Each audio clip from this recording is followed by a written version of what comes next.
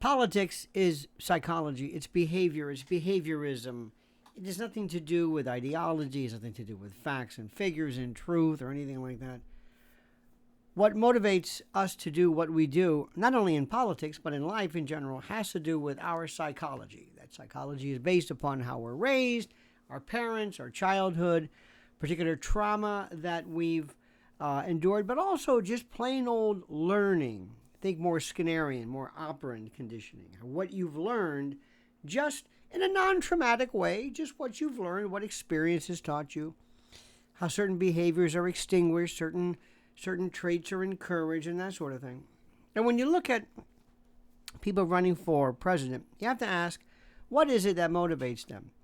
Now, give me an empty shell of a person that I can mold, and I will be the happiest person in the world.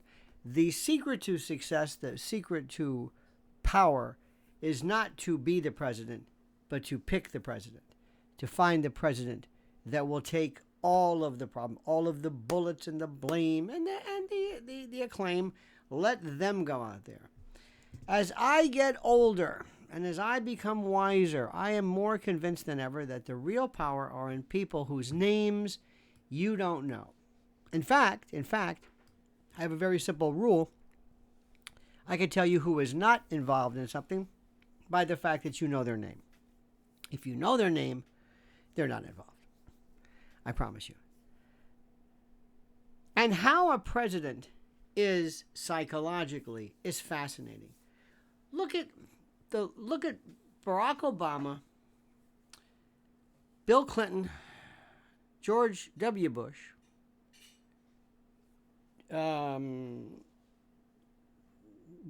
Trump, and now Kamala Harris. Go back to Clinton. Go back to Barack Obama. Do you know what it's like when you start off and you are of the opinion that people are of the opinion that you were created, that you are not real, that you're not legitimate, that you're hiding? Are you black? Are you white? Who's your father? Who's your daddy? Who's your father? Where are you from? Is it who are you again? You were a community organizer? How come people don't remember you at wherever the particular college was, at Columbia? They don't remember. Who are you? Were you some kind of a CIA candidate plucked out of obscurity? You get those things. Are you black? Are you white? Who is this? Who was your father?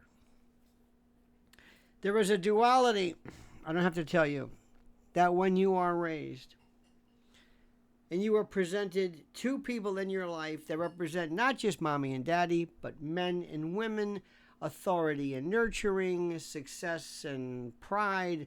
I mean, it is a mess. At its very best, having Ozzie and Harriet or June and Ward Cleaver as your parents do not ensure any kind of normalcy, but not having that can really be a prescription for disaster. Bill Clinton never knew his father. What was he, Blythe or whatever his name was? His mother, he always tried to protect. And in the case of, if you think about it, Obama and Clinton, their mothers, sort of remarried. The father connection was tenuous, and okay. Again, interesting to note. Bill Clinton probably more psychologically connected or psychologically fascinating, especially his relationship to women and his, as we all say now, the patented need to be loved. George W. Bush, strong family, the wild child, the drunk, the ne'er-do-well, Jeb was the one, that's the guy. And who's this George W. Bush? Cheerleader, did blow and this and whatever. Well, turned out he was a two-timer. Vindicating in many respects, some people say, the failure of his father, one would say. Sort of Donald Trump, a wild child at first, sent to some military boarding school, straightened him up.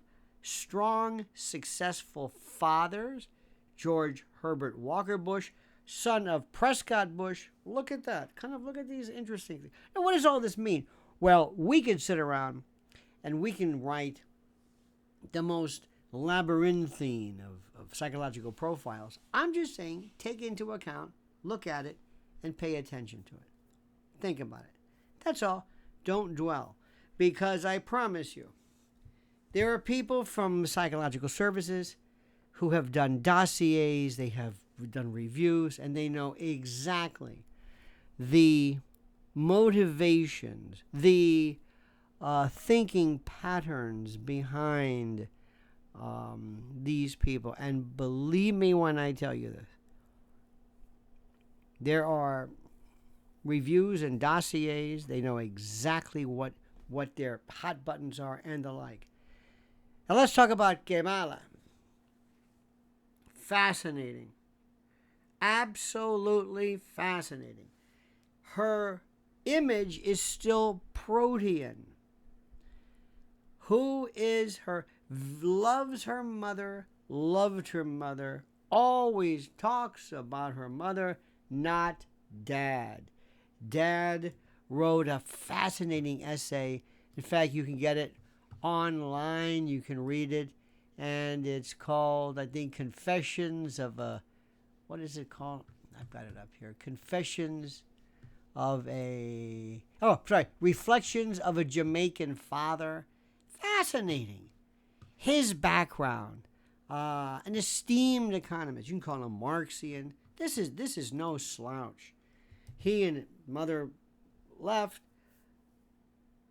I don't want to reiterate the allegations made by him because I might get it wrong. But I'm just saying it doesn't matter that we understand each of the granular, indictments or charges or allegations, or the gravamen of his, problems or his complaints or what have you. But understand how that is.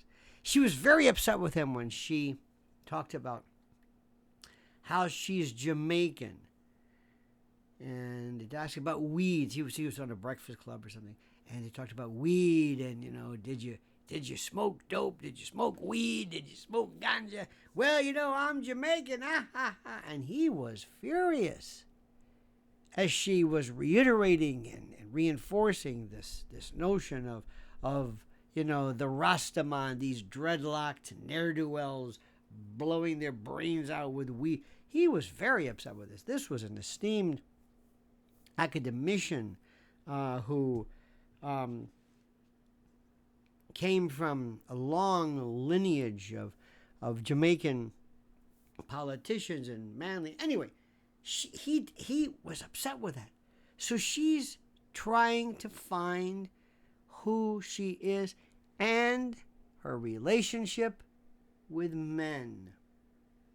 Always seeking to reconnect, to establish, to provide, to allow for that connection, that platform of men, of father. You could talk about Willie and Montel. I don't know the first thing about it. I don't know the first thing about Willie Brown, and he made her. Look, a lot of people have benefited, not from sexual ways, but you go to a certain school, become a member of a certain club, and you become friends with this guy. We're a social animal, and some people help others for a variety of reasons, whether you've enjoyed sexual dalliances with others or whether it's because of your academic and scholastic pedigree in provenance. I have no idea. But just think about this. Think about what she is. This was a hardcore, some people say she was a cop. She was a brutal prosecutor who took almost sadistic pleasure after going after truant mothers and throwing men in prison and excessively for drugs and the like, denying, roadblocking attempts to seek exoneration and acquittals of people on death row. This woman, who is she? And that is what I find to be most interesting. She's this empty vessel. I keep telling you, she's the sock puppet, the wind sock. She's whatever you want her to be. Is she black? Is she she's not white, but I mean, is she Asian? Is she Jamaican? Is she makes up stories about how she listened to rap stars during college who weren't even in existence then. I mean, she's lies. She creates this storyline. That's always been, to an extent, the storyline, the idea, the Abe Lincoln story, the rail splitter who rustled, who might have been gay. He might have been, remember the story where he might have been depressed because he gave Mary Todd Lincoln syphilis, which caused her to lose her mind, and he was depressed. Oh, there's all kinds of stuff about him. And he slept with his partner, and they said, well, it was very common for men to sleep together. Oh, really? Okay. Just like Cary Grant and Randolph Scott. Well, they were bachelors. And anyway, you hear these complicated stories and the produced and manufactured Hollywood version of who these people are. To understand Kamala, you have to understand who she is. And you may never get to know that because she's not going to let you. She hides it from you. She doesn't want you to know. Look at Doug, her husband. I'm sure he's a fine guy. So cosmically boring. No hits, no runs, no errors. He is the perfect vice president husband, meaning you want somebody who never overshadows you, never challenges you, never gets in the way. I know what I'm talking about.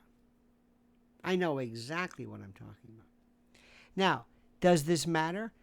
Not if they rig it fair and square. Not if they steal the election fair and square. All this stuff doesn't mean any difference if somebody comes along and says, great, you talk about that, and she's going to be president. Either way. But it's nonetheless fascinating. You have to understand who these people are, because when you are pulling their strings, acting as Geppetto to their Pinocchio, you've got to know from whence they've come. And you have to know their idiosyncratic hotspots, pressure points, and sensitivities. After you subscribe to this, after you like this, think very carefully of what I've been saying. And comment, dear friend, as you see fit.